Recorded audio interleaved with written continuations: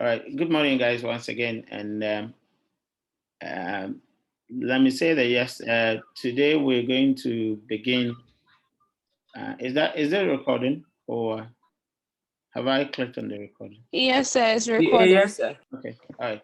So we're going to look at one of the most topical areas in the entire political studies field, which is I would say that one of the new, relatively new areas.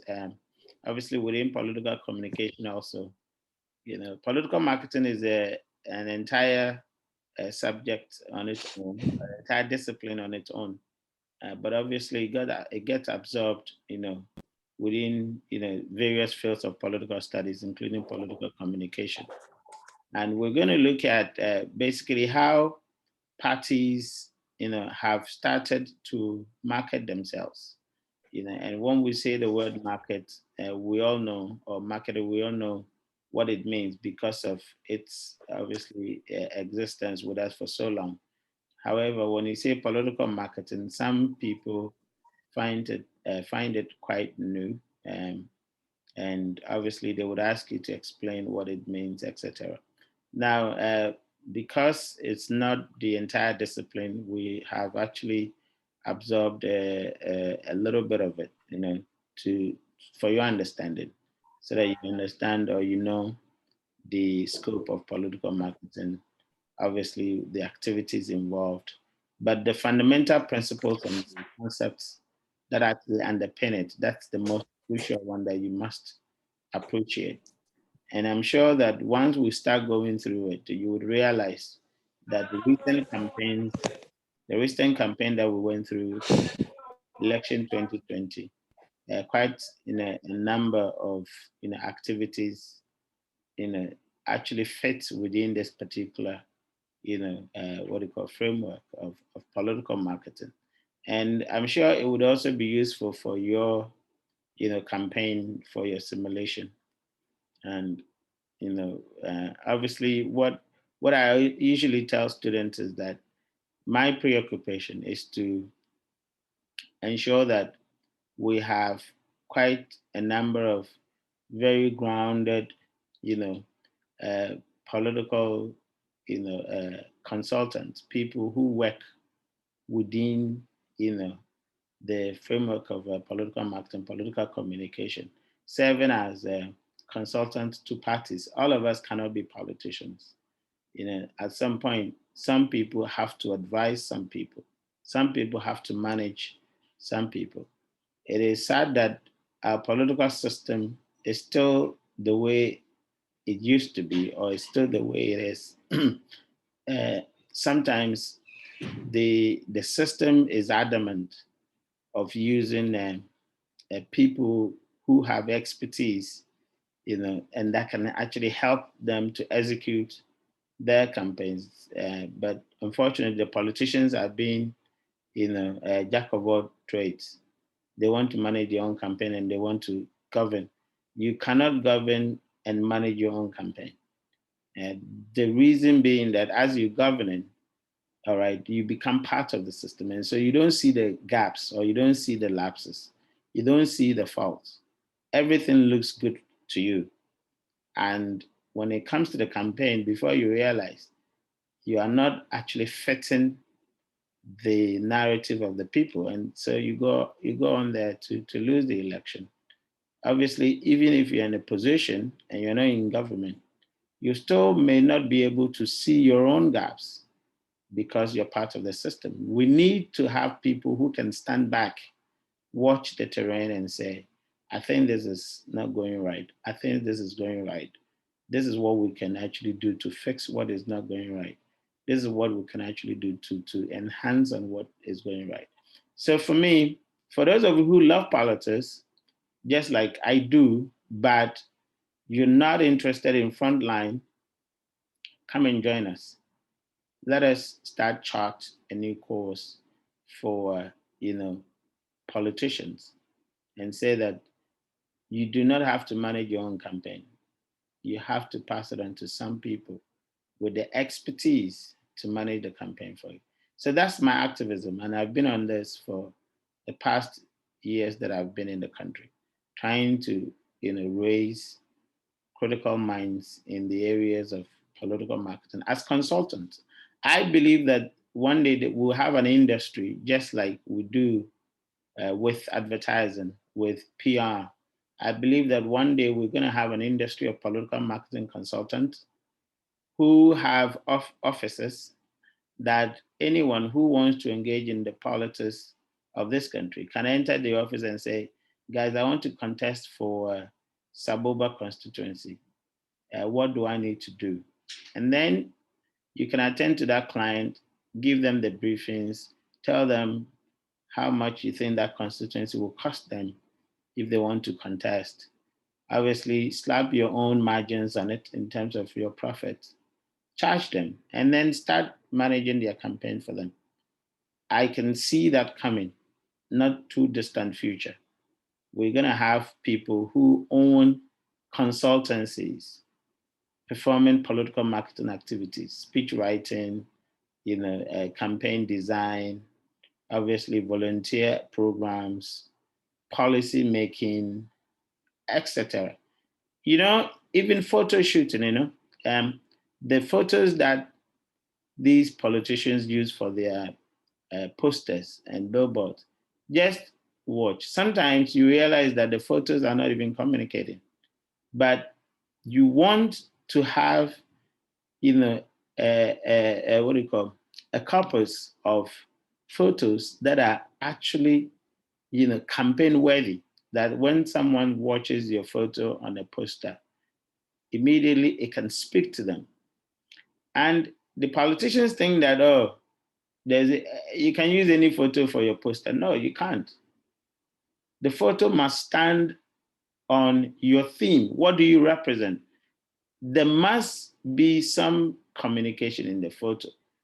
And most of these political parties do not actually know that, or the politicians do not actually know that. The photo itself must speak on your agenda, So we have to be out there and start talking to them and say, look here, you're better off hiring a consultant because it will prolong your own life.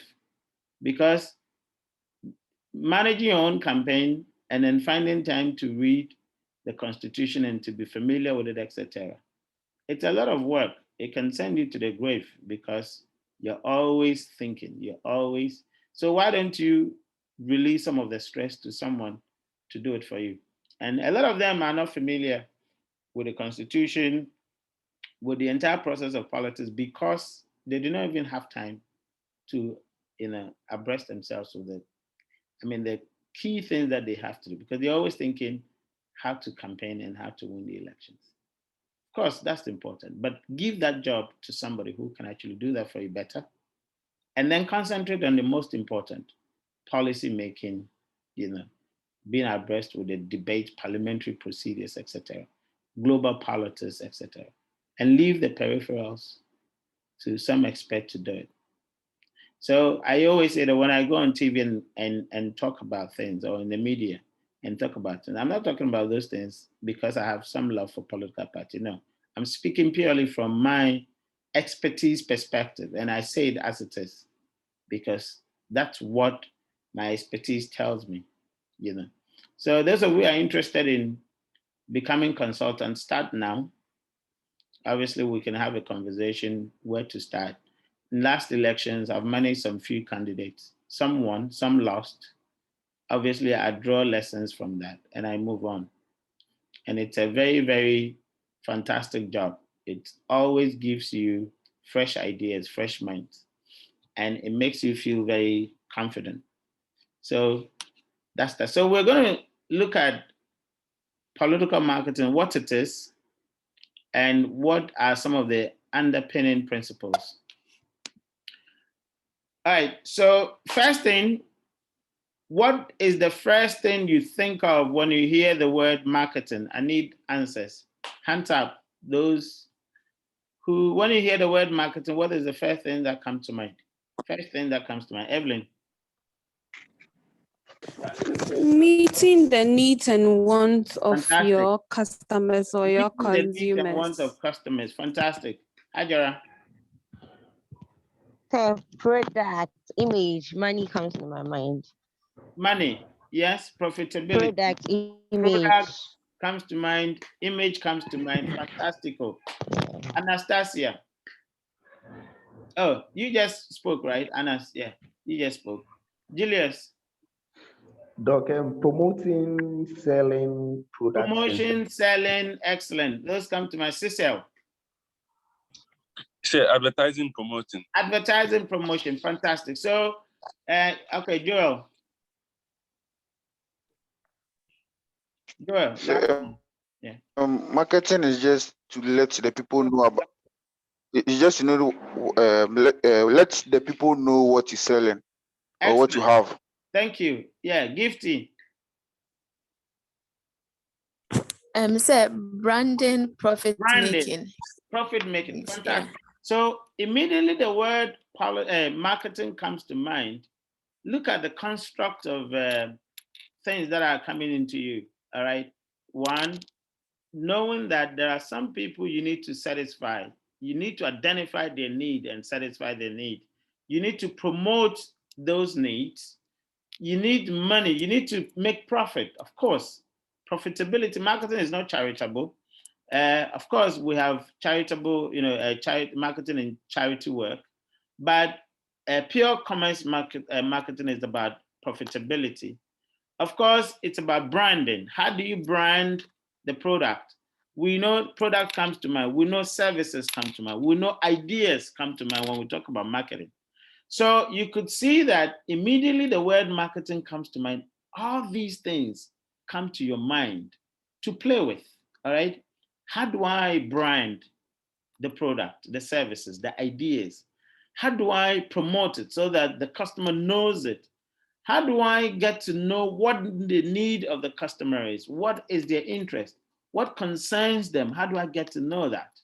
And then you're pulling all these strands of construct onto the table and thinking, guys, let's focus our attention on these things. How do we do these things? That's what we're talking about, the word marketing. And crucially, as you're asking yourself, how do I get to know what the people want? Then the word research comes to mind. You've got to research, you've got to find out, all right, in order that you could actually put in, because the interest of the people are not your interest. It is that what they feel that has to be done. Unfortunately, the regime that we have, the political system that we have, politicians think that they know what the people want. And you hear it most of the time. When you're having a conversation that, oh, we know what the people want, we don't, they don't know. If they know, they wouldn't be going out there doing all these things and they're not connecting with the people. They don't know. They feel they know. All right. But the point is that there are so many nitty-gritty stuff that comes to play. Even if you honestly or you definitely know what they want, how would you know how they want it? It's another question altogether. The need is not the only, the actual thing that they want or the need is the need, all right? How they want it is also a need. Do you get it? Because we're all different. I mean, all of us were born from different places, some Salaga, some Takrade, some this. There is no way to say that the way Salaga people want a park, a football pitch, is the same thing as, Nima people want the football pitch. Certainly not. Yet we go about replicating things and saying, oh, we've done this in Salaga, so the same thing has to be done in Medina. Come elections, they reject you. And then you go, oh, we built water closet for them. Who told you they wanted water closet? Perhaps, yes, they wanted, places of convenience, etc. But was it water closet? No.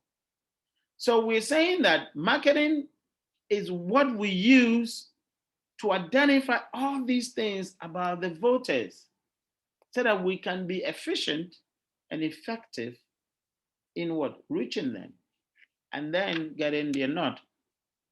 So when you hear the word marketing, as you guys have said, two or more parties involved comes to mind. We're saying that it is a market. A market is not one person. A market means two or more people. Because when you go to a market, the number one players, you have the seller, and then you have the customer. You know, these dyadic group.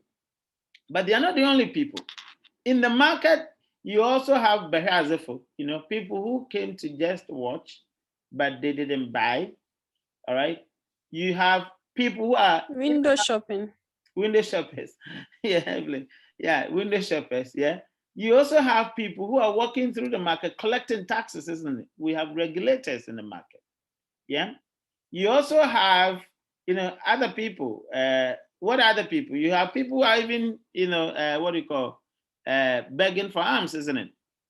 I mean, you have so many people in the market. All right, so many people in the market that you can think about. So we say that when the word marketing comes to mind, or the word market comes to mind, two or more people are at play.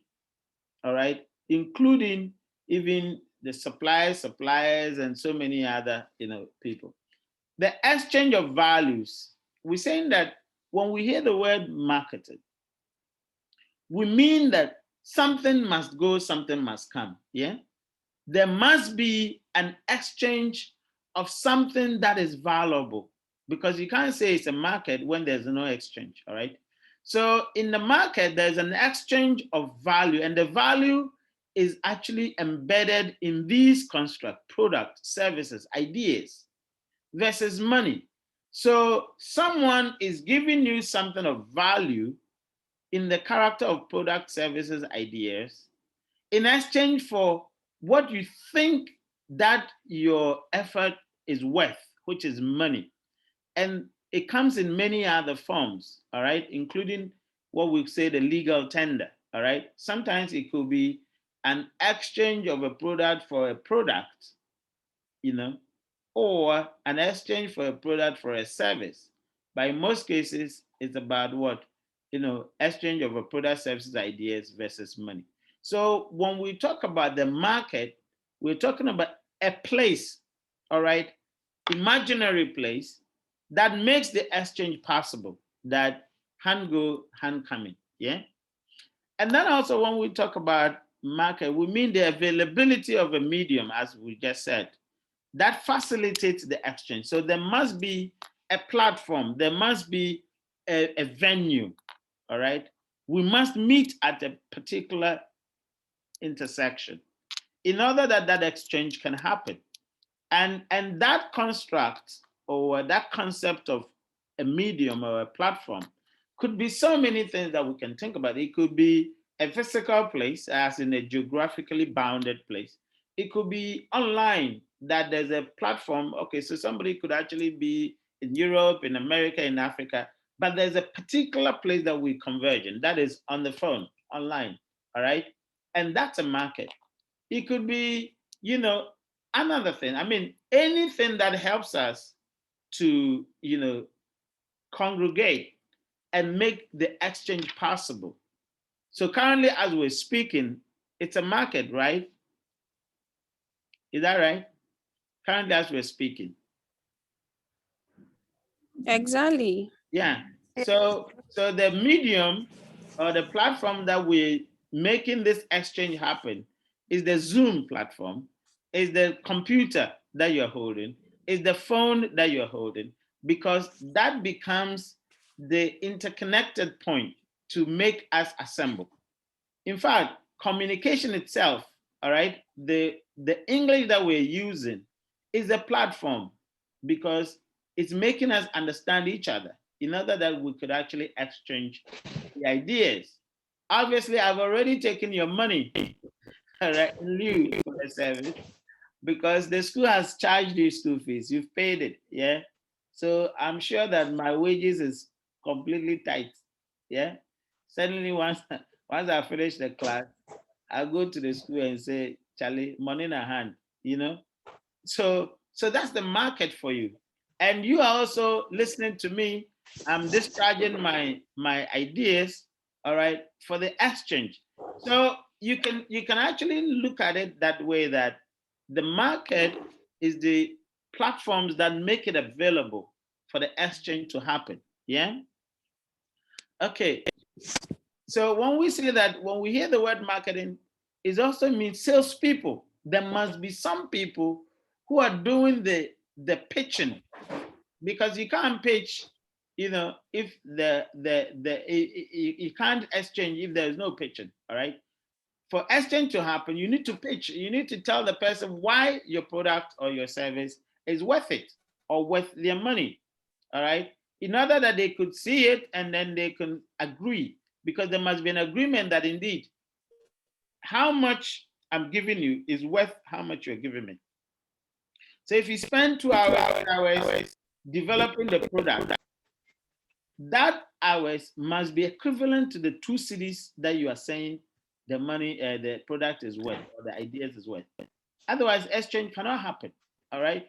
When we talk about marketing, we mean flashy advertising, billboards, communication here. All right. We need to communicate. Highway, TV, radio, print. Researching consumers' need. What do they need? Forecasting sales. How many do we think we can sell, or how much do you think we can sell the product for? Market share, profitability, all those things that we talked about, all right, comes to mind. Okay, now let's go to the next question. When we talk about politics, what comes to mind? Yeah, talk about politics and what comes to mind? Anas? Power. Power, yes, fantastic. When we talk about politics, power comes to mind. You have it. You make, laws. Hajara? Say governance. Governance, yes. Once the power is in your hands, then you are making decisions, distribution. Julius? Control. Control, yes. Fantastic. Cecil? Policies and resources. Policies and resources, fantastic. Resource allocation, policy making. Hey, don't go here, come here, and all that. Yes, fantastic. Who else? Okay, Evelyn.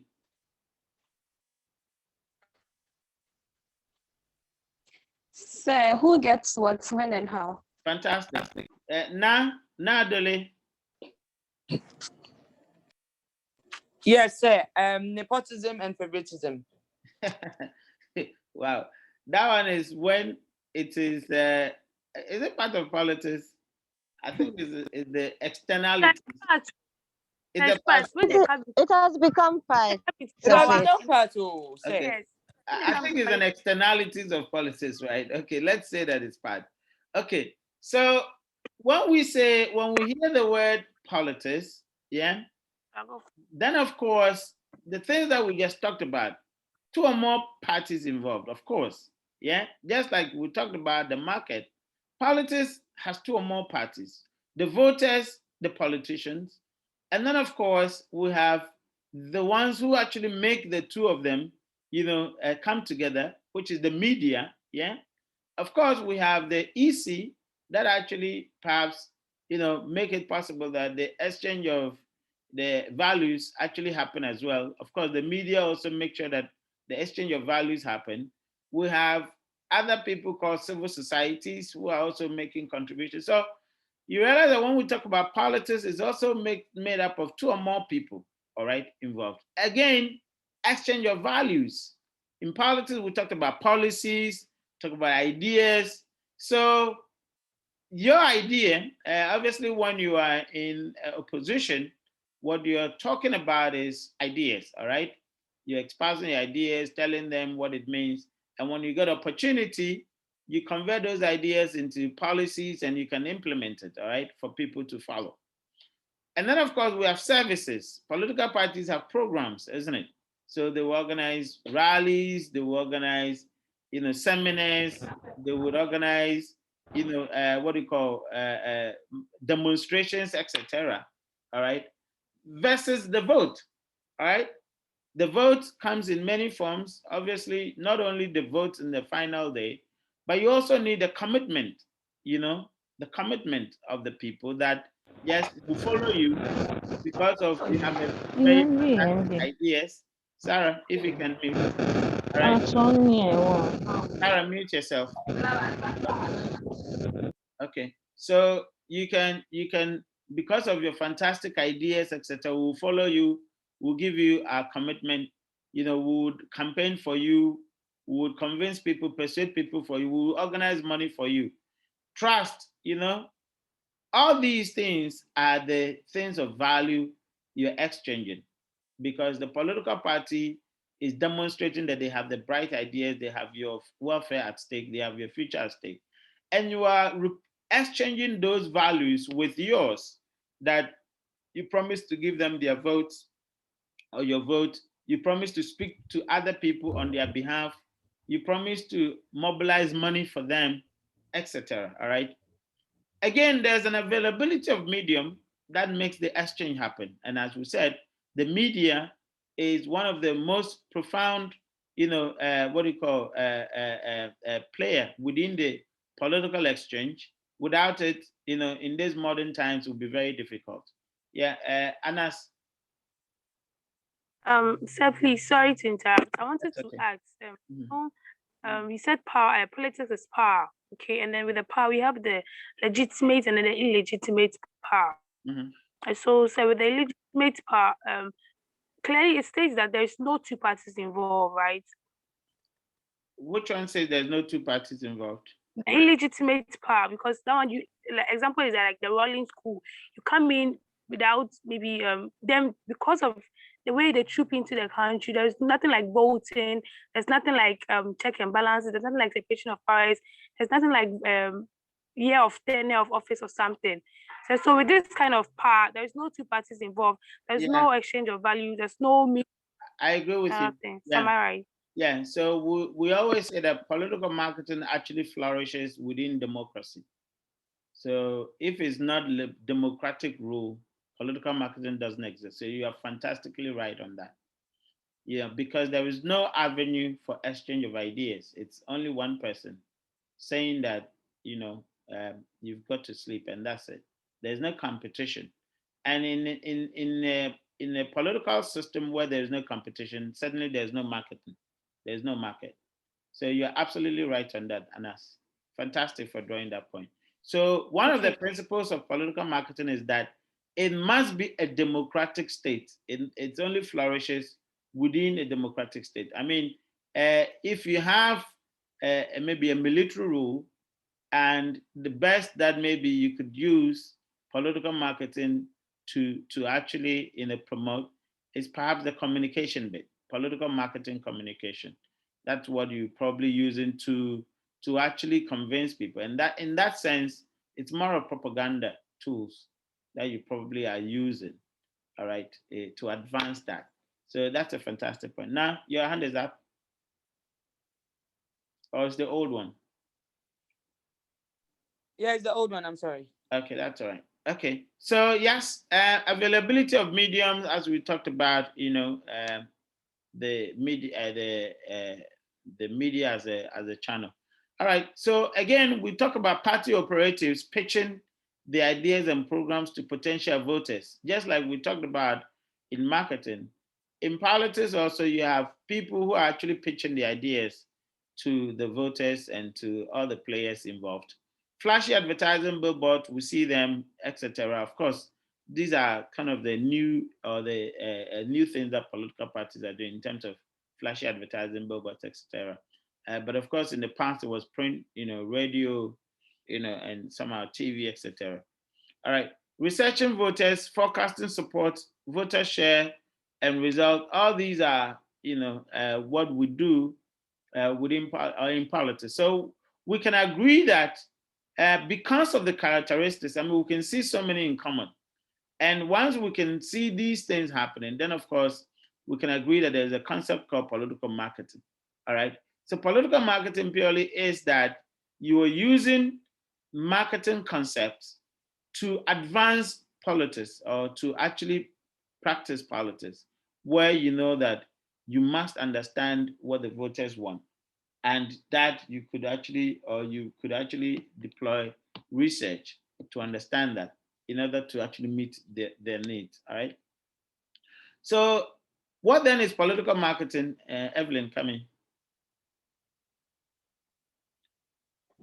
Sir, please, a mistake, sorry. Okay, that's all right. So what then is political marketing? Jennifer Lismashman actually defines it succinctly saying that it's a marriage between politics and marketing, where an organization ideological position, candidate characteristics, and issue positions are offered to the voters using market approaches as an imaginary representation of governance in exchange for vote.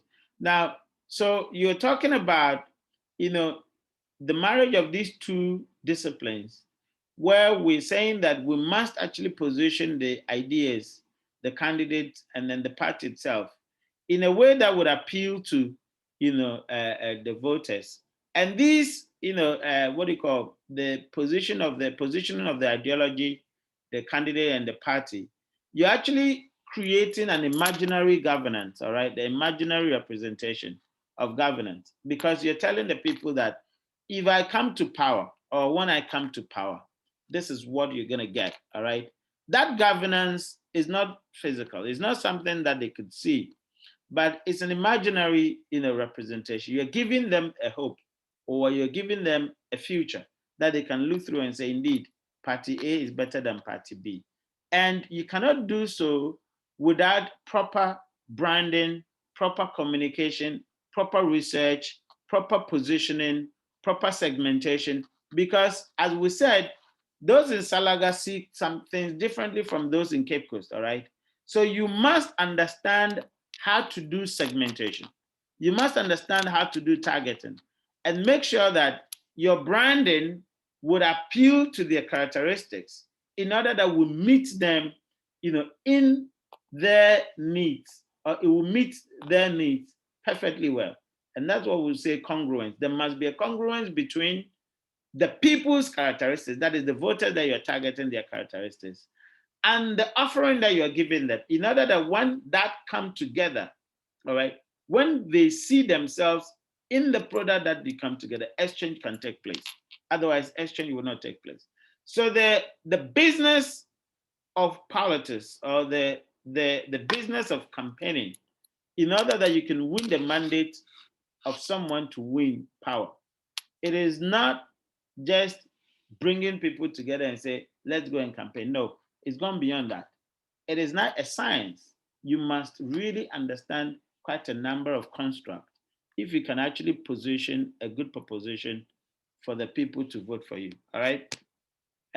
We can allow one or two questions. Nana? Sir. Yeah. Good morning. Morning, Nana. Sir, please, is it safe to say that political marketing doesn't only happen in election year? Of course, yes, you're right. No, not only in election year. In fact, we have what we call the long campaign. The entire 365 days is a political marketing day. Any activity that the political party does, or it's actually creating what we call the image. So people are watching your activities and they're forming construct in their heads. Come election day, if that image sits well with them, they vote you. If it doesn't sit well with them, they do not vote you. Of course, other things come into play in terms of, during the campaign itself, people have done something and they will use the campaign, try to reverse it or try to enhance it, all right? Whether that works or not is another conversation that we have. Of course, people will say, oh, but they will buy the votes, all right? These are the variables that actually come to play. But just like you said, Nana, completely true. The entire 365 days in the life of a political party, you are in political marketing. You're forming images. You're forming, ideas. Yes, Evelyn. Sir. Yeah. Sir, please. During I saw a news item on Joy News's platform, online platform, and the headline was Baumia for the first time meets grassroots members at Flagstaff House. So when I saw that headline and the news story, first thing that came in mind was that these people are trying to say that, and the people he met was people from the Ashanti region. So I felt that they were trying to market him, saying that he's tolerant, he accommodates people from other regions and all that. That's the first time he met people from grassroots members at the Flagstaff House. So when I saw that news item, I was like, no, these people are trying to market Baumia for coming to 2024. You're very right. It's positioning. All right. It's a positioning approach. Of course, one would say that the news item was written by someone else. They probably superimposed their own, heading on it. That's another part of the debate. But yes, the activity itself, if you have to analyze the subjective to analysis, it's about positioning. Why the word Ashanti? Why the word grassroots? Why the word so and so? And why did he choose to actually invite perhaps only grassroots people from Ashanti? If these facts are there, I mean, of course, newspaper reporting is one thing, and the activity itself is another thing. If we have to get the facts about the activity, through the analysis, we can actually determine that perhaps he's positioning himself. All right. So that's a fantastic point that you raised. Observation. Great point. All right. Evelyn. Okay, Rachel. Okay, so is that the reason why some political parties do not take off their billboards even after elections are over? Well, they're supposed to pull it down. I don't know what the state authority, the city authorities are doing.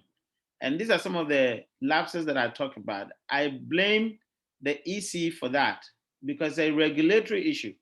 The EC is supposed to give time period within which campaign happens and say 3 months before elections and 3 months after elections, or 3 months before elections and let's say 1 or 2 months after elections, all campaign activities should cease. So you know that 3 months before elections, you can't do campaign.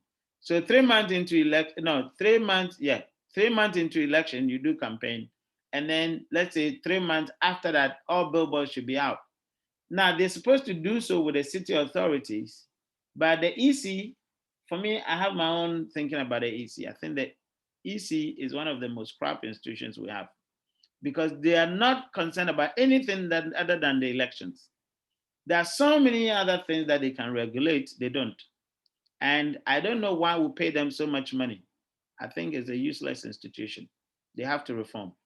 Okay, so Rachel, the thing is, even as we speak, that billboards are not having any effect because the actual thing that, because of which it was mounted, it's off. I mean, people's minds are off campaign. Yes, you can see the images and things, but the objective that they're supposed to perform, I don't think they will be achieving it.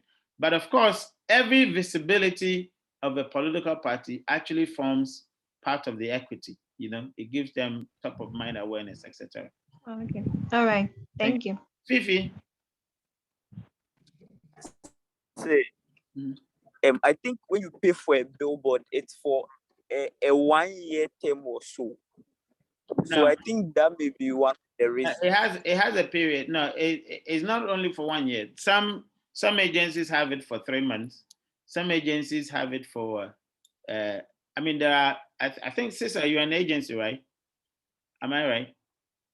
So there are time frames that you can pay for, and mind you, most of these billboards are actually sponsorship. Political parties, most of them, they don't pay you. I'm telling you, a lot of them are actually sponsored by some people. And these political parties are now landmarks they enjoy.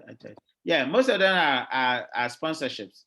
Even if it's for 1 year, once the EC gives a regulation that all political activities must cease 3 months after election, they have to abide by it. Yeah. Evelyn, your hand keep popping up and down. Anyway, let's move on. Do you want to say something? Hello, sir. Yeah. Yes, sir.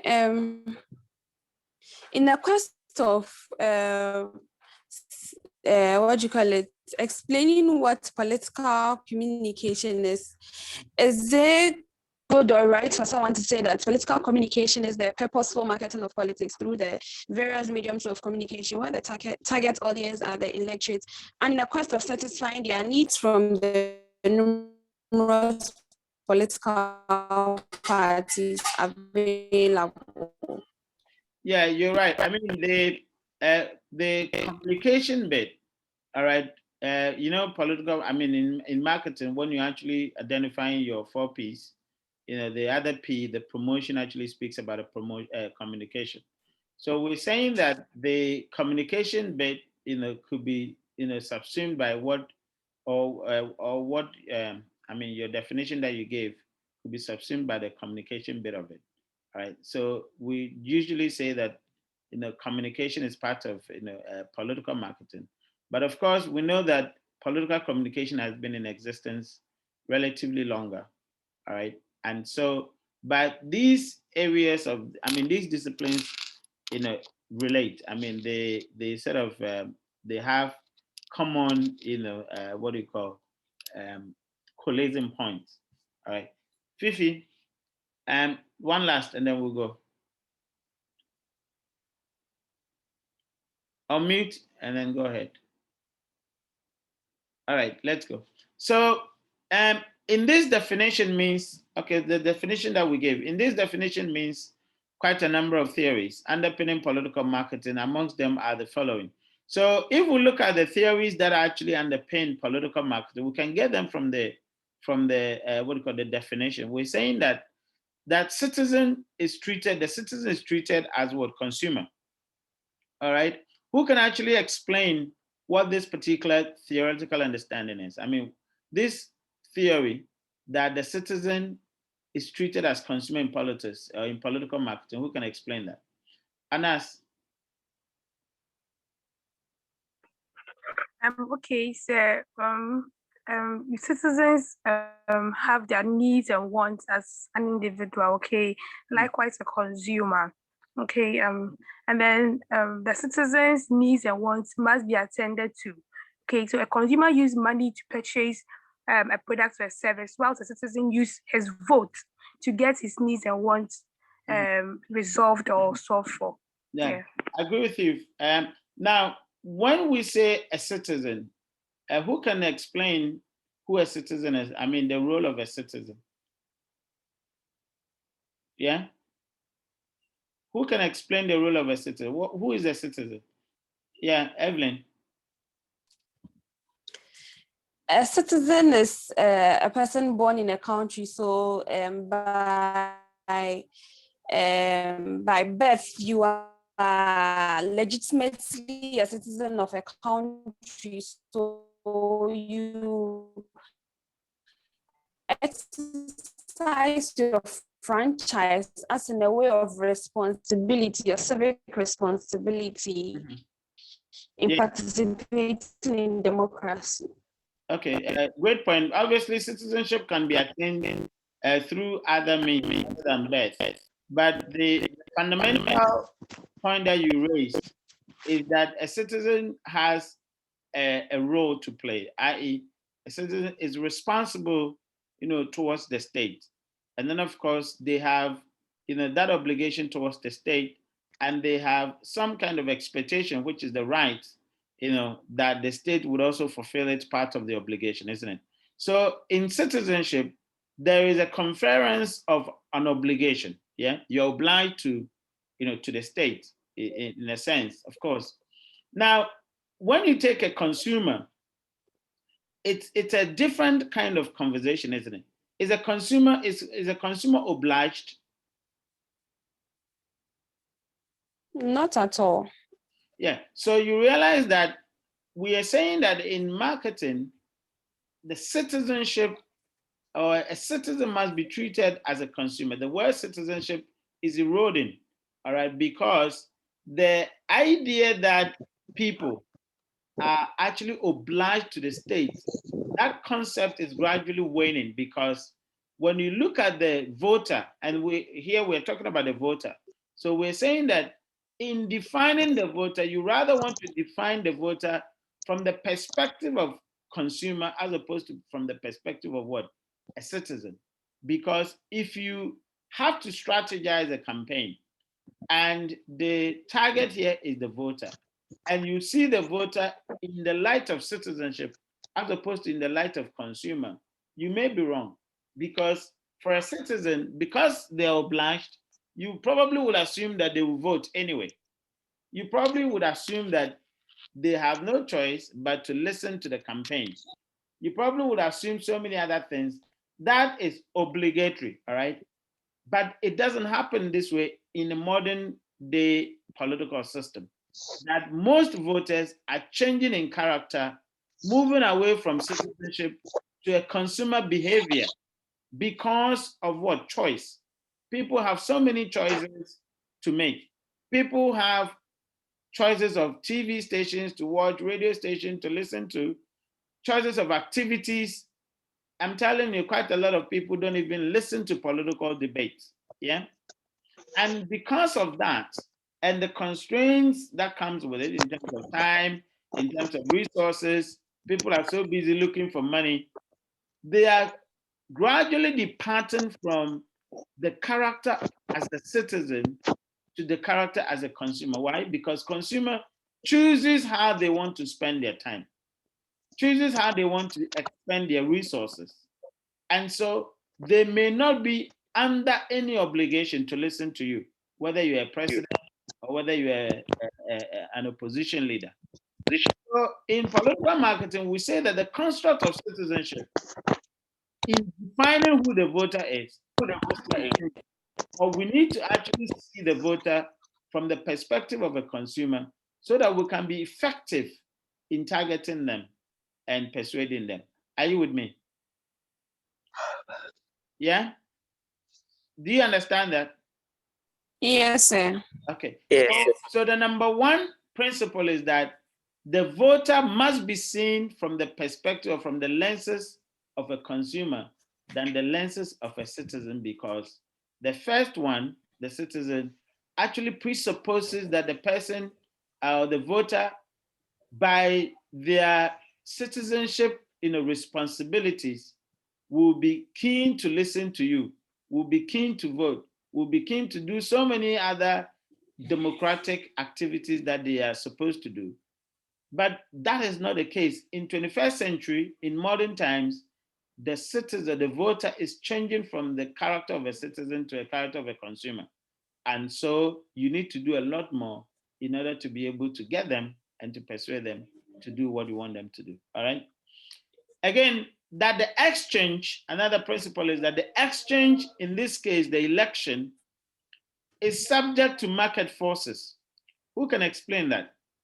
We're saying that in political marketing, one of the theories that comes to mind is that the exchange that we're talking about, which is the exchange of votes, for ideas, or the exchange of ideas for votes, and many other exchanges or sub-exchanges that we can identify in the political system, is subject to the market forces. Who can explain it?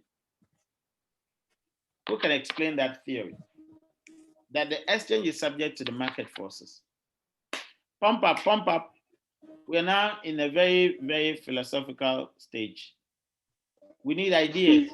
Who can explain it? That the exchange is subject to the political forces. Anas. A market force. I'm trying. Yeah, try. I'm trying. Yeah. In this case, I understand that all political parties or any party struggling for power must be able to advertise its ideas or intentions well to the citizen. And so if you want a particular citizen, or if you want a vote from a particular citizen, then it will depend on the kind of marketing that you, or the how good you marketed your ideas to them. Fantastic. Am I right? Yeah, great point in there. But we need more specific things. Take the construct or take the ideas into ones and explain. What is market forces, for example? Elizabeth. I think the market forces have got to do with other political parties who are also competing with you for the same country. So that you might lose your stand because you might, if another political party is able to help and then get them to be. Okay. Of course, other political parties part of it, but we need an elaborate understanding of the market forces. Evelyn, your hand was up. Yeah, Anas, you want to try again? You want to add more? So like branding, like positioning, like Okay. yeah. All right, Ajara. So the market forces will include the the market shares, like the number of people that support the political parties, how they brand themselves, and then the image they possess to the to the electorate. Yeah. Okay. Good point. Now, so what we're saying is that you remember when we said the market is a place for so many other things, multifaceted, people, not only the dyadic relationship, right, between the seller and then the buyer.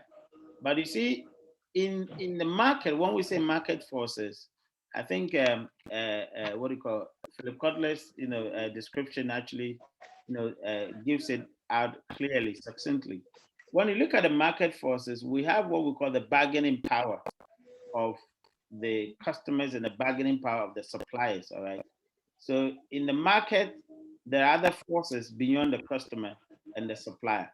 There are other what we call, what do you call the emergence of alternatives. All right. So it's not only the suppliers or the competition that exists within the people who supply that particular product, but there's also emerging, what do you call supplies or alternatives. All right, alternative products. Of course, within the market, there are other forces that you can think about. So what we're talking about is that in the exchange of the political ideas for vote, what is in the market is not only the politics that we're talking about, but other interests. So you ask yourself, what are the things that a voter would want to spend their times on? All right. Of course, there is entertainment. Of course, there's fashion. Of course, there are other things, cultural programs, all right? So if you take the media as the platform for exchange, for example, as in TV or radio or whatever that maybe a political program is going on, the same media or the same TV is airing, Shatawale or Stoneboy show, all right? The same program or the same TV is perhaps airing what do you call a Kunkum Baja, all right? The same media is airing another show, all right? So the point is that in as much as you have, the political show going on, there are other choices that the voter can actually spend their time on. Are you with me? Are you following? So, Sir, yeah. so pertaining to the question you asked, Yeah. could it be that it is the action of the consumers, or let's say the electorate, that can cause the political campaign to change? So, for example, during our just ended political campaign and election, the humor that was created out of the political campaign is an example of the question we are tackling right now. What was created? The humor, I see the humor, yeah. the fun, yeah, that was created out of the political campaign and activities. Yeah, so what we're saying is that the campaign must be constructed from the perspectives of the voter, all right? So you're asking yourself, what would take the attention of the voter out of my campaign, all right? And that could be so many other things other than only the political parties or other political parties' activities, all right? So assuming that you want to organize a rally in GIJ, yeah? And the same period or the same day, you heard that, Kofi Kinata is coming to GIJ.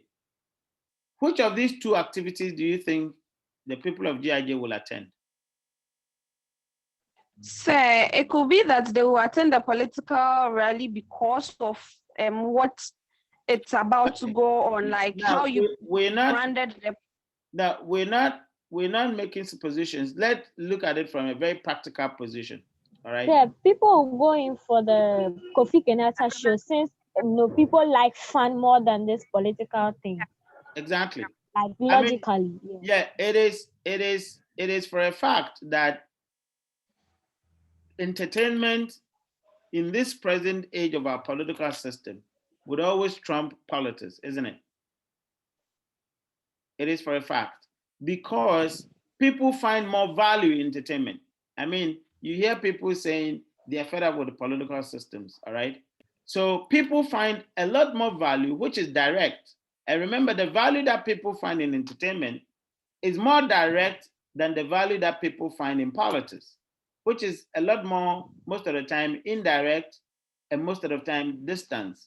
And mind you, we're saying that the political exchange that, product that is being put forward is futuristic, is imaginary, all right?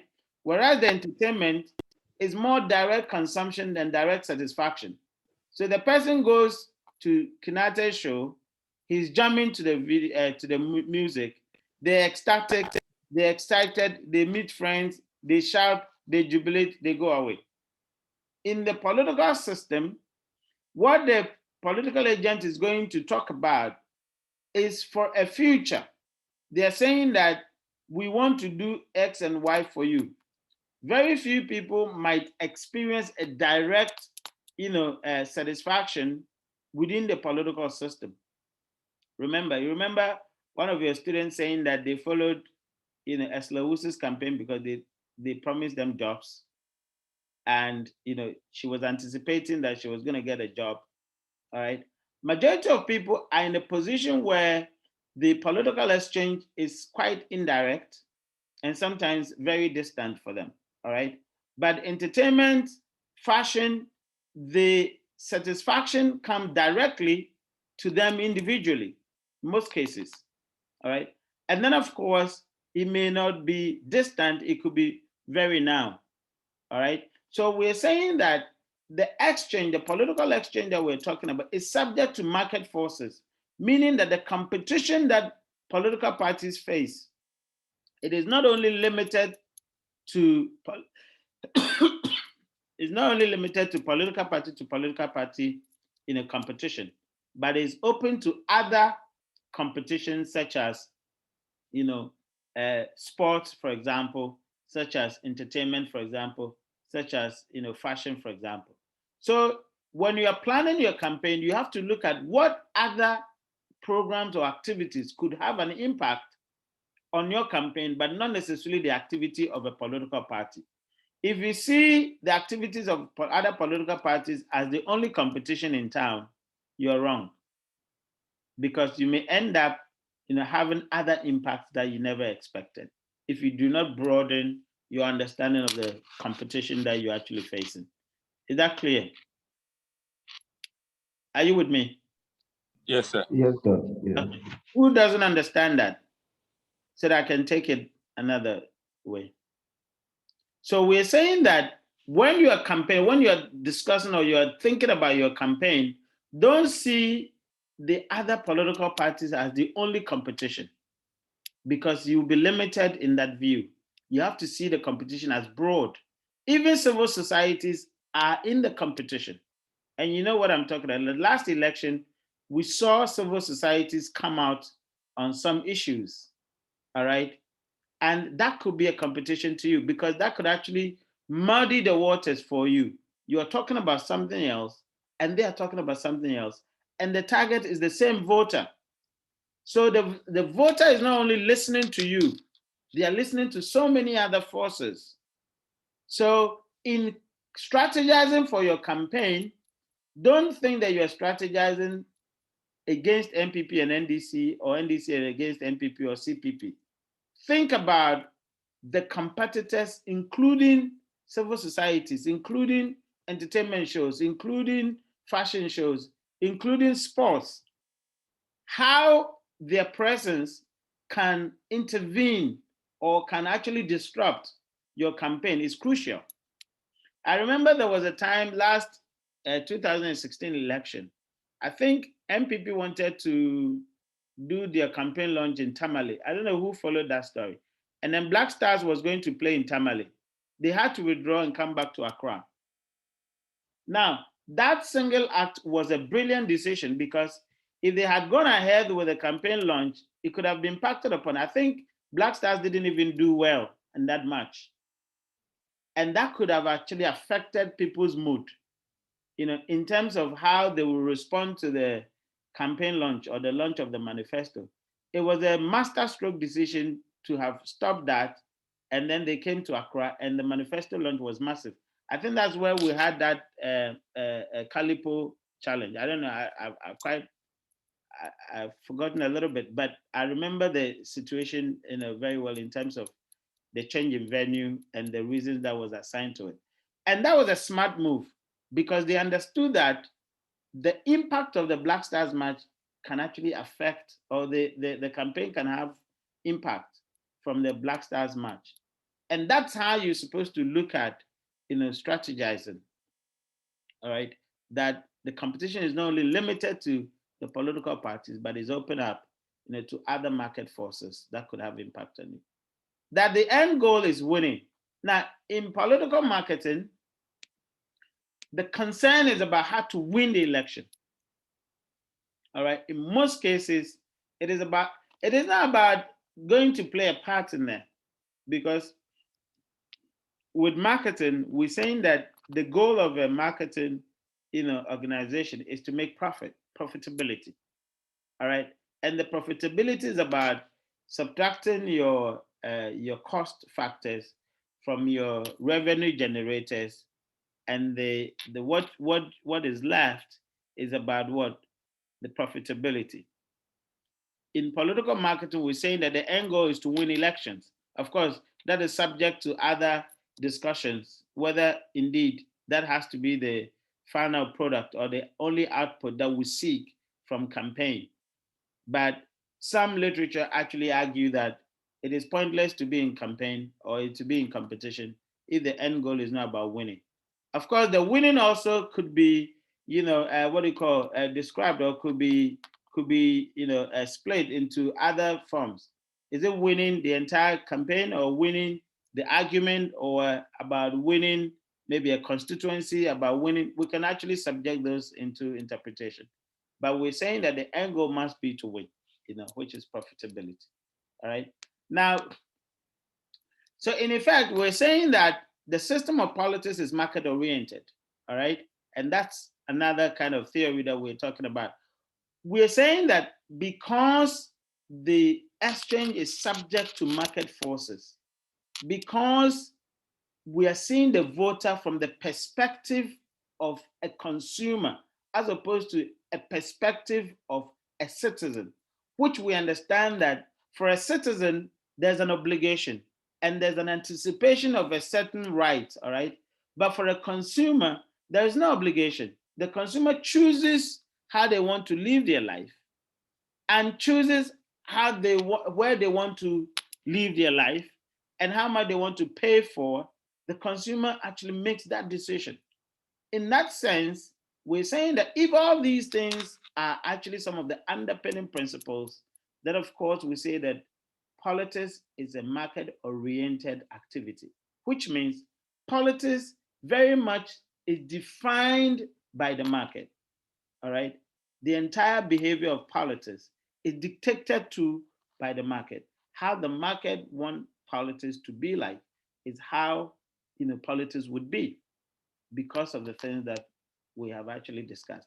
So in the past, how we saw politics is like that, all right? In the past, we said that politics was defined by ideology, and the previous subject that we treated actually, come to affirm this particular framework, that politics was very much driven by ideology, that based on the ideology, the party organizes itself. So we are center-left, and this is the character of a center-left party in terms of leadership, in terms of mobilization, in terms of funding, in terms of communication. A center-left party is purely defined by that set of ideologies, the sociological, or not sociological, the social, what do you call it? I've forgotten the what I wanted to say. The social democratic principles, all right? The socialist ideology, the principles underpinning in the center left is what actually influences a party behavior, all right? The same way that ideology influences the candidate's behavior and their thinking. So the candidate talks about their passion for certain policy positions because of the ideological orientation that they belong to, all right? And the same ideology would influence the policy. So a conservative party would be informed by how they mobilize funds because of that conservative ideology, all right? A conservative party's leader will speak in certain terms, attend a certain event, have certain networks because they're informed by the what? That ideological position. And of course, the policy will be weaved or will be implemented or will be created, crafted based on the, conservative thinking and, what do you call practices. So that is in the past, the model of political system, that is how it looked like, when we read, Liz Marshman talked about some of these, things. Now, the current situation that we're talking about in terms of political marketing, where we say that the party or no, the politics or the political system is subject to market orientation or is market oriented. We mean this. We're saying that in the modern times, it is not so much about ideology that shapes the 3 Ps that we saw, but it's actually the voter that actually shapes the 3 Ps that we're talking about, which the 3 Ps we say is the party, the candidate, and the policy. The voter's character or the expectation of the voter influences how the party must shape itself. So we are saying that in the current regime that we have nearly 50% of the population being young people, or 45 whatever percent of the population being young people. So how does the party's character represent that serious voter bloc that we have? So if you have about 50% of the population being young people, how does the leadership of the party reflect that core voter group that we need to see?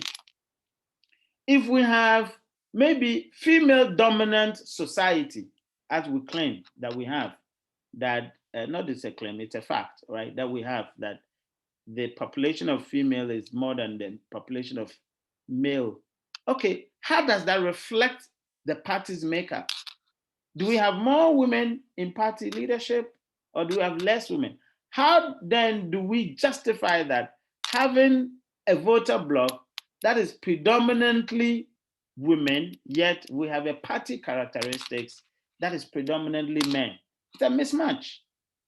So we're saying that in a market-oriented political system, the voter is the influence as opposed to the ideology, which means that the characteristics and the mindset and the definition of who a voter is must reflect in the party's organization, must reflect in the party's mobilization, must reflect in the party's way of doing things.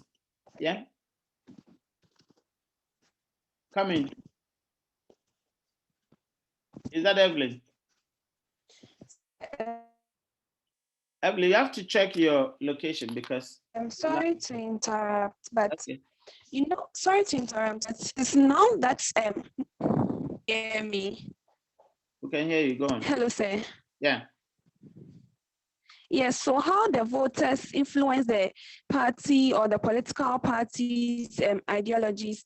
It is now that most political parties are turning to accept that fact, because currently it is all like previously it was always on their ideologies, as in how you said that females are now being dominant in our societies now, and how they are including the females in their political activities. It is gradually becoming a norm now that political parties are even accepting females to take some political positions. It wouldn't be that rapid, it wouldn't be fast, but it will be a gradual thing, because initially they were failing to accept it, but now they are gradually accepting it. So if you look at how Joe Biden took the woman as her vice and all that, and even currently in political sphere, how women are taking political positions and all that, wouldn't be rapid, but it will be slow. Point made. So that's what we're talking about, the new orientation. The idea that, the old framework was more ideologically influenced, with a new framework, more voter-oriented, kind of concept. So yes, you're right. It may take time, but that's what we're talking about.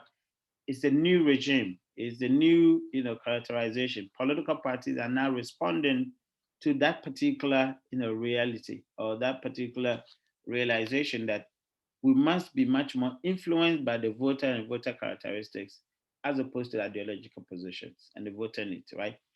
So yes, the same way, it's the influence and the policy. So we have to look at what it is that the voters want, who are the voters, etc., and then use that to define the policy position.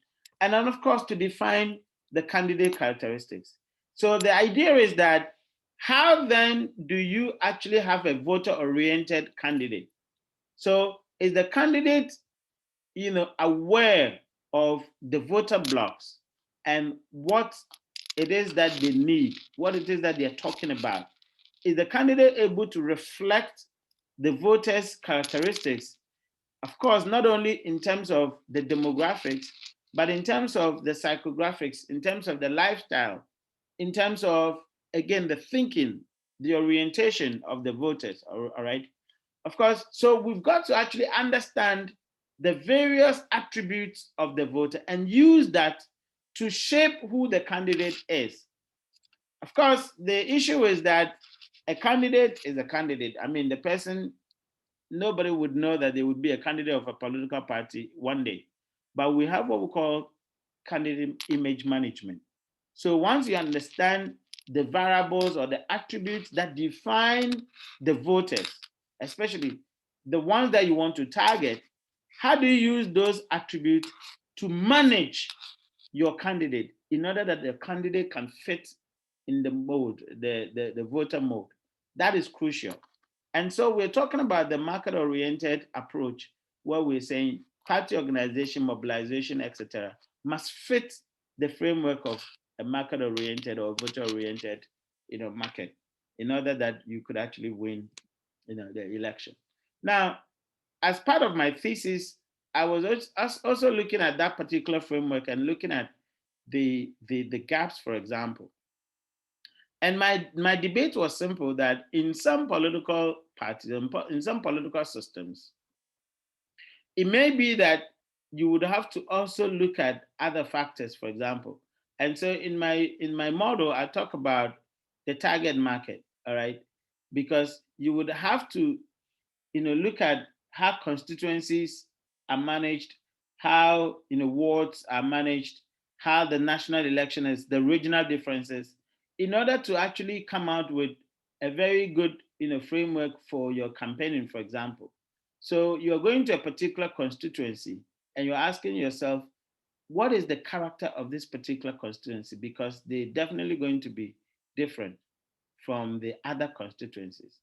And using that frame to actually guide the way you actually position your campaign. So the point is that particular market or that particular constituency, party dominant or,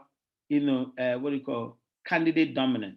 There are some constituencies, as we always say, even if you put a dog there as a representation of MPP or NDC, they will vote for that dog, isn't it? That's what we always say.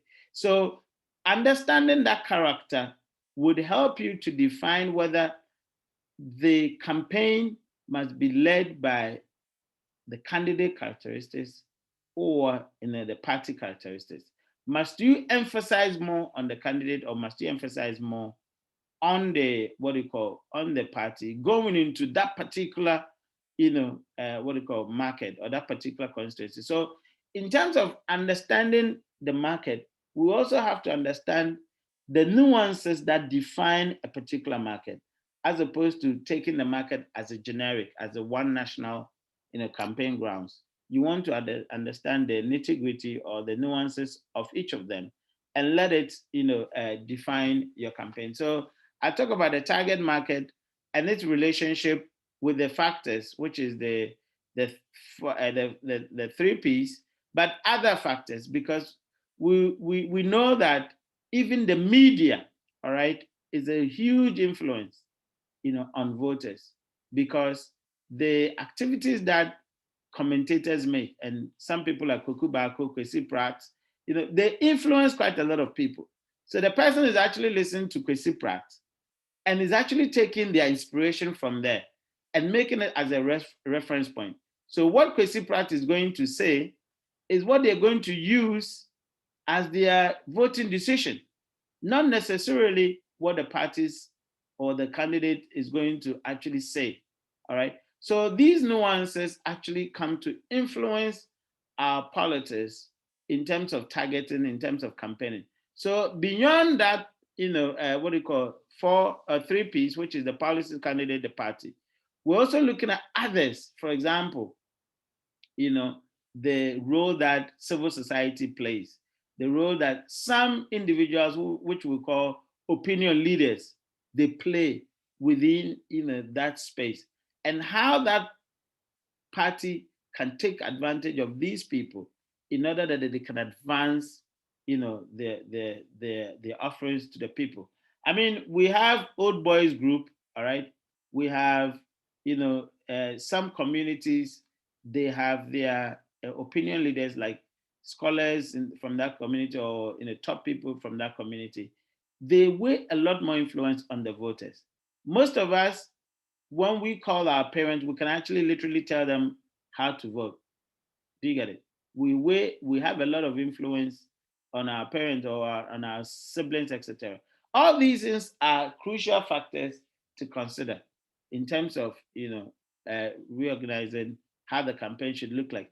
And then also we talk about the revolving of that P. Sometimes it will be the policy which is dominant. Sometimes it will be the party which is dominant, because the market is not static. It moves. The characteristics of people change from time to time. As they're changing, how do we reflect on those changes? So I call it the political brand architecture, where you have to actually understand the campaign, the constituency that you're moving to, the market, the target market, and their characteristics, and let that actually influence how you're going to advance your campaign towards. And that's the framework that you see there. The political brand architecture, the fusion of approach of traditional and market theories, that emerged from my PhD, when I did my study. So, but do we take it for granted that the political system is market oriented? That's a critical perspective that we need to have. All right. So we need to actually ask ourselves, if we say that politics is market oriented, is that really is that really for the taking? Can we just say that without looking at other things that probably would go against that particular theory? All right. So we're going to look at that critical perspectives. So one of them, it says, when is the organization more or less market oriented? So is the customer centricism about ensuring that the customer is better off, or about providing what the customer says they want or need? So we're saying that market or politics is market oriented, which means we must understand what the voters want and provide it. What if the voters say they want milk coming through their taps? Yeah? What if voters say they want milk through their taps, as Nkrumah once said? Are you going to provide it, or would you say, yes, we will provide that? Who want to answer?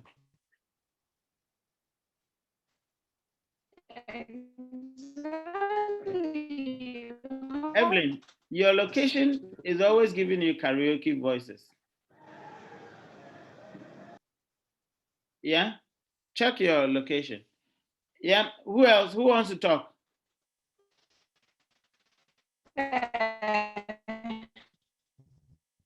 Evelyn, we can't hear you. You have to. Yeah, we can hear you now. Go ahead. Yes, sir. Please, I'm saying that at that particular instance, that is what they need. They need milk. So you have to provide them with their milk. If you don't, they will definitely vote you out of power. So that is how it works. So you are conversant with the national coffers. You've conducted a research of the voters, and they say they want milk through their taps. You go ahead and say, yeah, you provide it. Yes, because I realized that in John Dramani Mahama's regime, when he was providing infrastructure and all that, I heard people saying that at the schools na ebedi, ekwan na ebedi. So you realize that that's not what they needed, even though it's a pressing need. At that particular instance, that is not what they needed. They needed something to eat to fill their belly. So that is what they needed. So you realize that they kicked him out of office by voting him out. Okay. Gifty, come in. So you've done the research. Customers, voters say they want milk through their taps. Gifty, go on. Okay, so for me, it is close to impossible. Looking at the circumstances, if there is something that the voters are saying they want, and it's almost impossible to do, don't lie to them and say, I'll do it. And then they'll vote you in power and you can't do it. Else you disgrace yourself.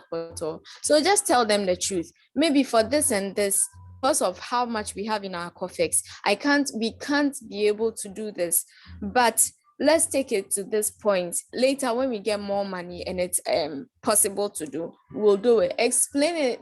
For me, I think you should explain it like that to the people instead of forcing yourself to say you can do it and then spoiling the economy. Okay. Bedu, Margaret, yeah. Yes, I think you can do it though, but you have, although they are telling you that's the basic necessity they need. But here lies the case when you do it for them, these same people will tend to say that they do not need this thing. So at least you can try to list out the prioritized work or things that you need for the people, then you do it for them. Okay, so how would you tell them? How would you approach it? You have done the research. Voters say they need water. I mean, they need milk through their taps. How would you go You about tell it? them that lobbying for these things takes time. So they should wait and be patient now. Since they believed in you and voted for you and they know you can do the work, they should wait patiently for you. And you are going to lobby and get the resources to make these things possible. Even though it will take time, but you are assuring them that it will be possible. Okay, thank you. All right, who else? Let's move on the other one. So on product orientation, are we really saying that companies produce out of the blues? Does that mean the producers lived on Mars, for example? We're saying that market orientation means, understanding the voters' needs and then creating product to fit it. Do we then say that when it was the market, it wasn't a market orientation, but it was product orientation? People didn't actually, company didn't actually produce to suit, the customer's need. So these are all critical questions that we have to ask in terms of when we say the market, the political market is subject to market orientation. We're talking about problems of marketing or using marketing in politics. There are clear, challenges that we have to, look at. Joel says, for me to thinking about this, then unless we change pond water works to pond milk works. Okay, that's an interesting one.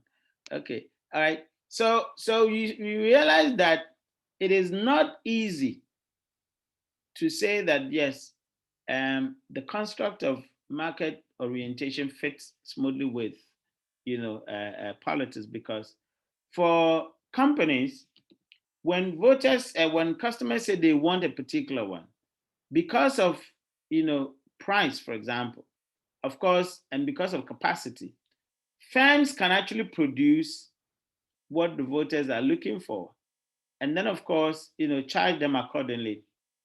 Now, in politics, the wealth of the state is not entirely in their bosom, because other factors come to play, all right? Because you're competing with other states, you have to import, you have to export, you have to make money.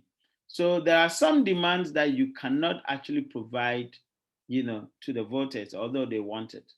Now, if you use other means to explain to them, to the understanding, would that be market oriented as well?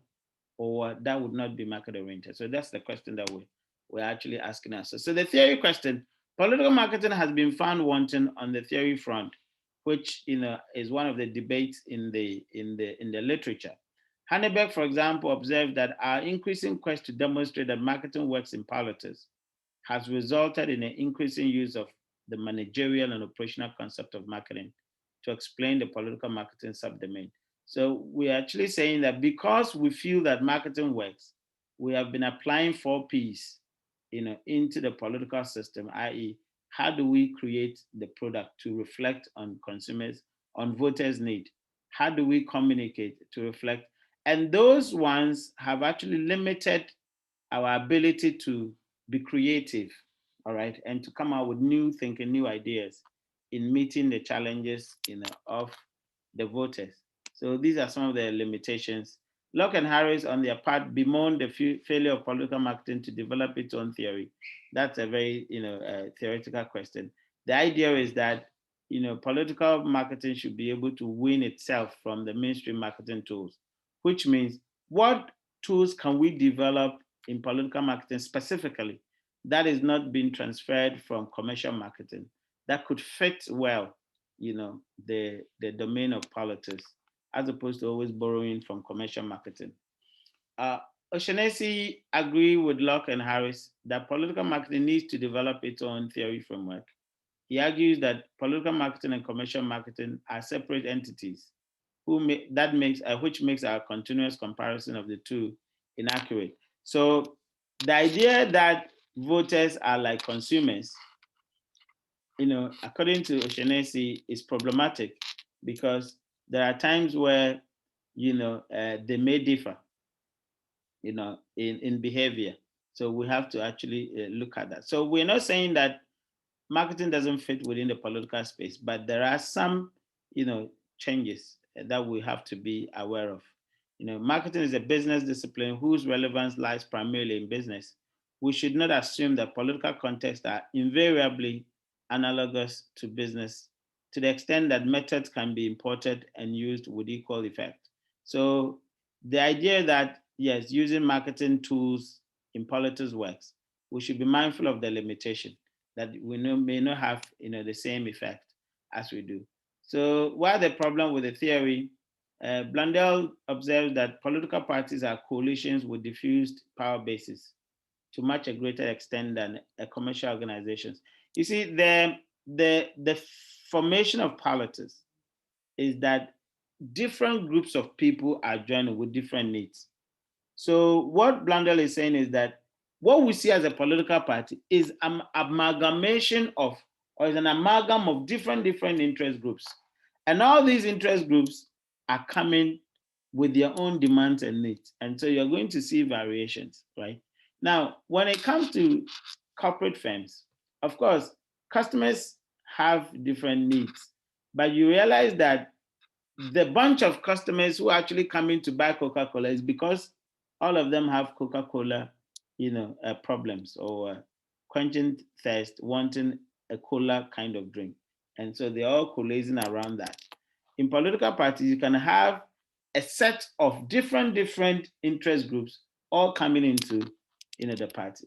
Remember, all those people in the NDC are not necessarily left-leaning people. There are some who are actually right-leaning people, still they're finding themselves in a left-leaning party. Why?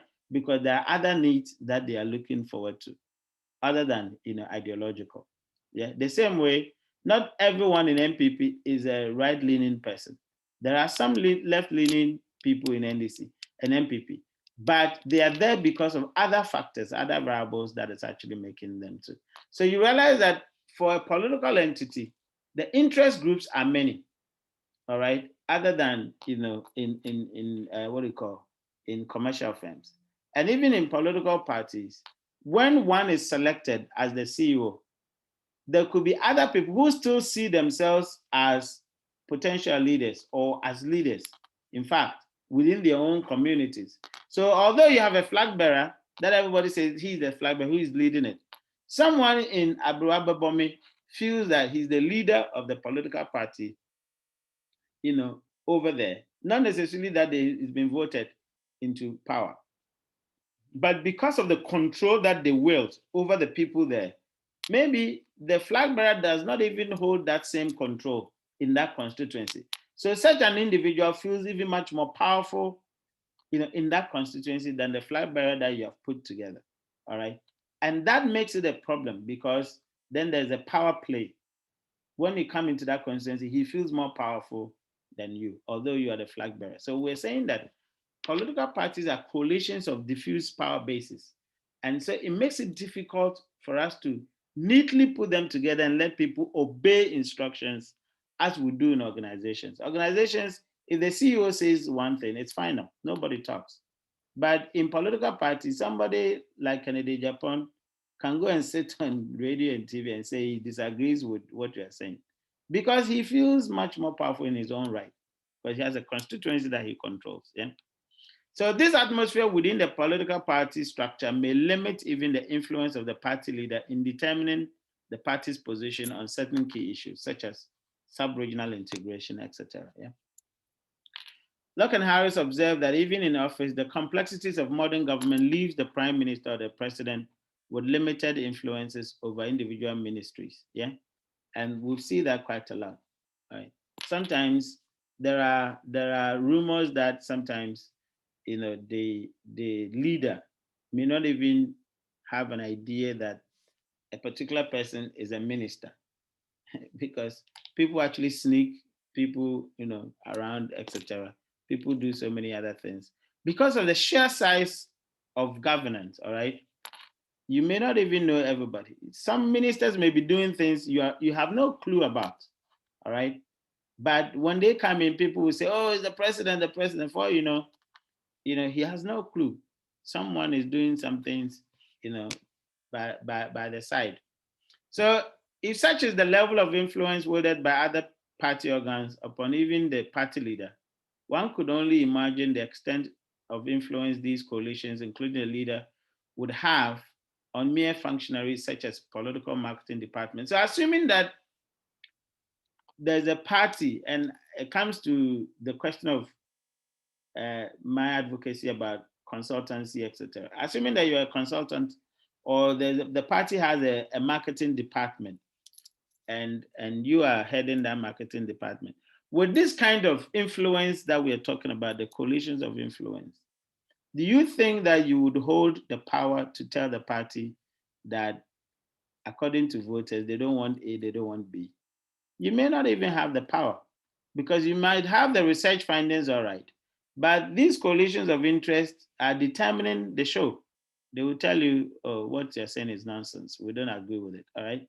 Assuming that voters' interest is about you building, maybe a football pitch. Somebody will come and tell you that their constituency is actually looking at, something else. So you have to channel the money through that particular project. Now, this individual feels so powerful because perhaps they are the number one funders of the political party. How are you going to convince this person that we have to build the pitch, not the things that they're talking about? So these are some of the difficulties that comes to bear if we have to think about marketing's application in politics. So many other things are at play.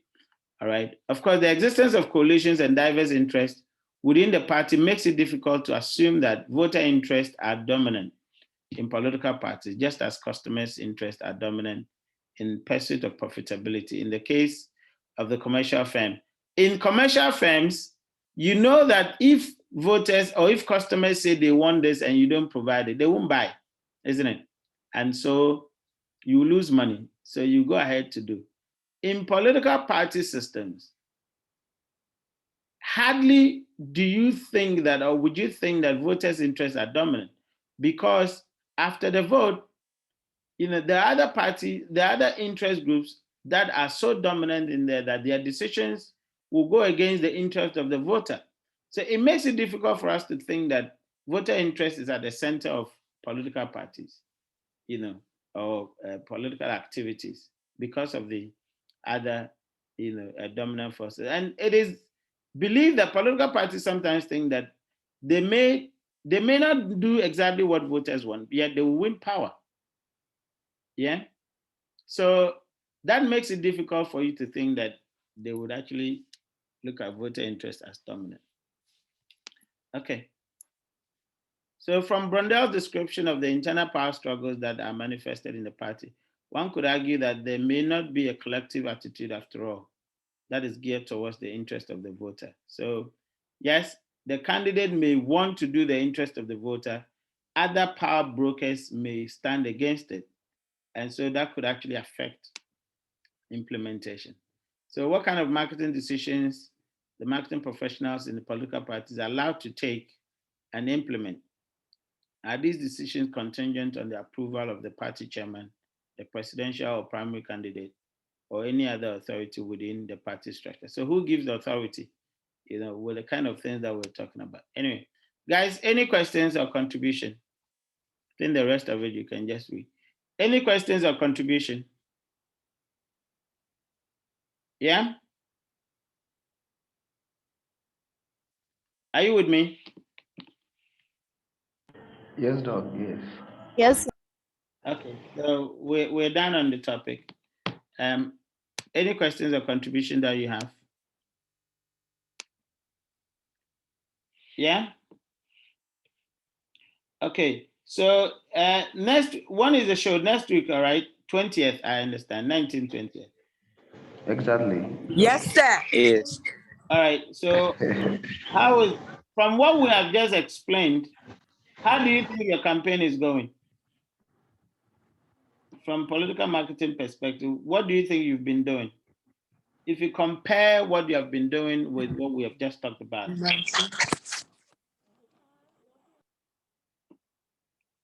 Yeah?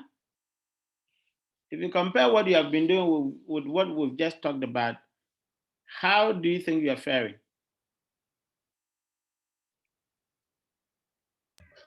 It's not bad. Yeah, Gifty.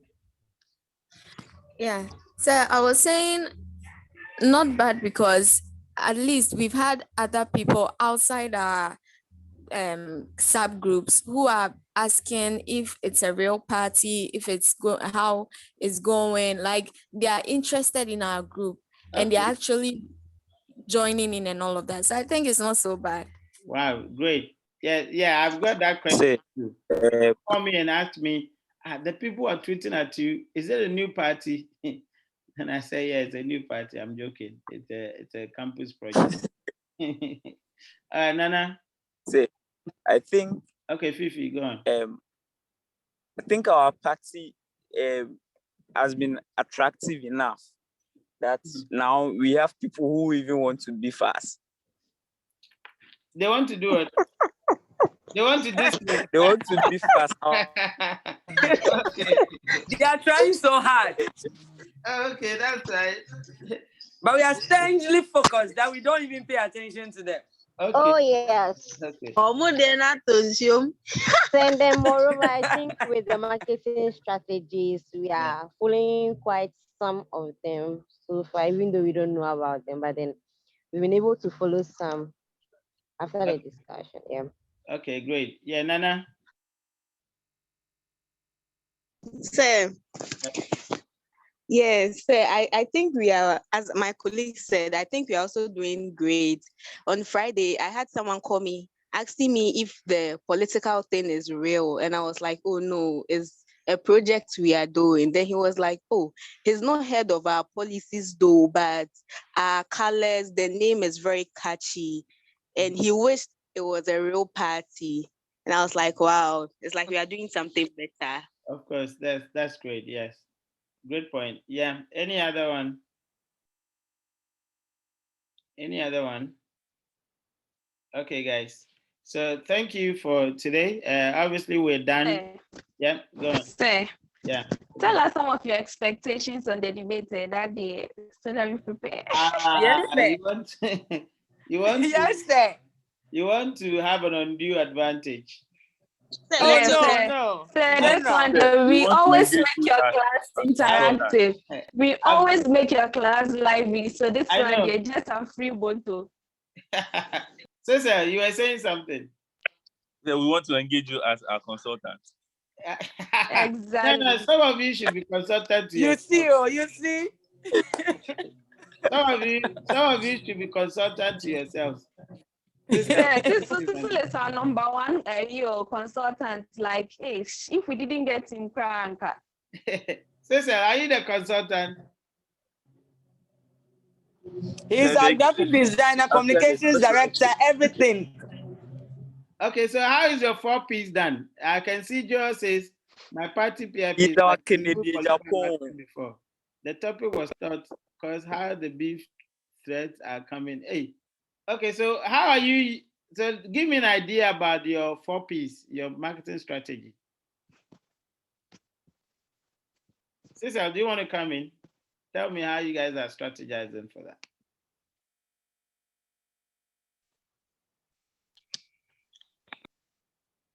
Hello, sir. Yeah. Sure. So, well, what we have done is to understudy our market. We have positioned ourselves in a place where it would be appealing enough to them. We have hit the streets. We have done our rally. We have launched our manifesto. In the coming days, we hope to engage more by promoting our policies as outlined in our manifesto. We are also hoping to engage more on social media and offline as well. Basically, that is what we've been up to. Okay, now tell me what informed your party colors and logos? What informed it? Okay, as suggested by the now flag bearer or presidential candidate of the party, the party's name came about as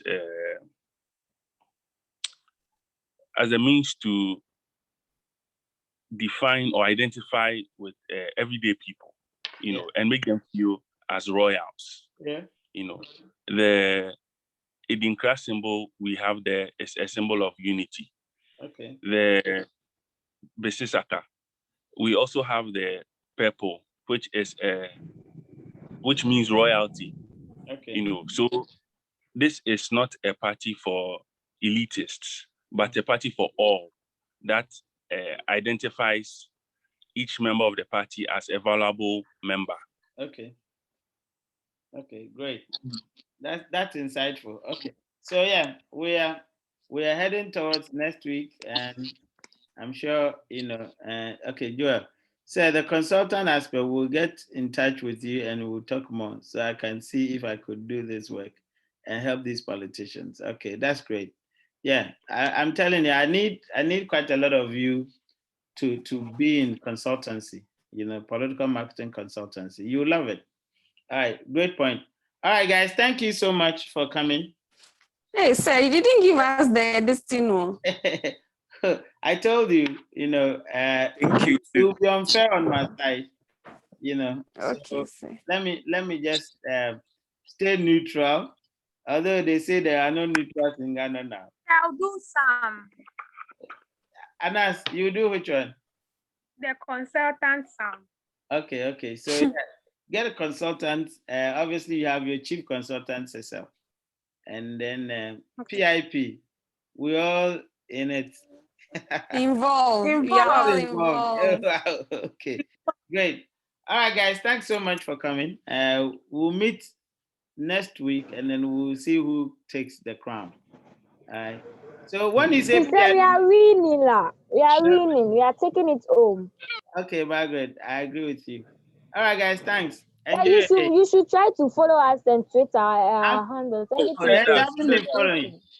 Oh, you have Yes, been they doing follow. that since. Margaret, they Tweet haven't been me. following. Even I've been retweet tweeting you most of guys. our They've posts. been written. They haven't Make sure you get all your people on Twitter so that Right, yeah.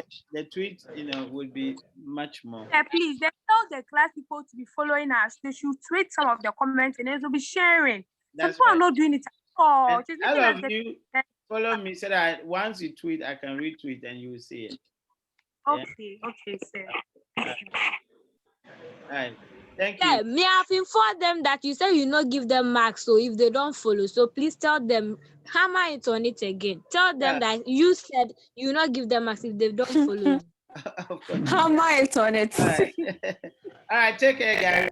Don't forget social distance and use the mask. Thank you very much, sir. All right. Bye. Bye. Bye.